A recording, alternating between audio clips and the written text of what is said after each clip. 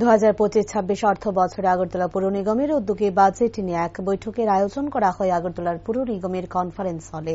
উপস্থিত ছিলেন মেয়র তথা বিধায়ক দীপক মজুমদার সহ অন্যান্যরা। এদিন বাজেটের শুরুতে কাশ্মীরে জঙ্গি হামলায় নিহতদের প্রতি সমবেদনা জ্ঞাপন করা হয় এবং জঘন্যতম ঘটনার প্রতিবাদ জানিয়ে শুরু করা হয় বাজেট এবং শহরবাসীর সার্বিক উন্নয়নের কথা মাথায় রেখে দিনের এই বাজেট ঘোষণা করা হয় এবং পরবর্তী সময়ে সাংবাদিকদের মুখোমুখি হয়ে বাজেট নিয়ে বিস্তারিত বলেন মেয়র।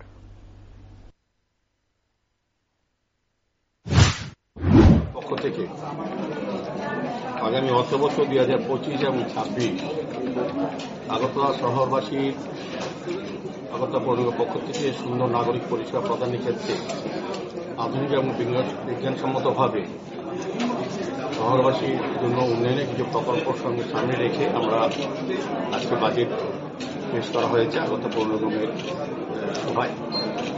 বাজেট শুরুর আগে আমরা গতকালকে জম্মু কাশ্মীরে পেহেলগাঁও গ্রাম পাক জঙ্গি মদতপুষ্ট সন্ত্রাসবাদী যারা আক্রমণ যারা নিহত হয়েছেন তাদের প্রতি আমরা সমবেদনা জ্ঞাপন করেছি এবং এই জঘন্যতম হত্যাকাণ্ডের বিরুদ্ধে আমরা নিন্দা এবং প্রতিবাদ জানিয়ে প্রস্তাব গ্রহণ করা হয়েছে আজকের এই বাজেট অধিবেশনের প্রথম। তারপর আমরা 2025 এবং 26 সালের বাজেটে আমরা আগরতলা শহরবাসী বা পৌরবাসীদের উন্নয়নের জন্য সার্বিক তাদের পরিষেবা প্রদান করার ক্ষেত্রে বা যে সমস্যা বা চাহিদা তা পূরণ করার লক্ষ্য রেখে আমরা কিছু পরিকল্পনা গ্রহণ করেছি। বাজেটের মধ্যে অর্থ বরাদ্দ করা হয়েছে। আমাদের এবার বাজেটে 475 কোটি 83 লক্ষ টাকা আমরা মূলধনী আয় ধরা হয়েছে এবং অনুমোদিত ব্যয় ধরা হয়েছে 476 কোটি 50 লক্ষ টাকা। ঘাটতি ধরা হয়েছে 72 লক্ষ 2,000 টাকা।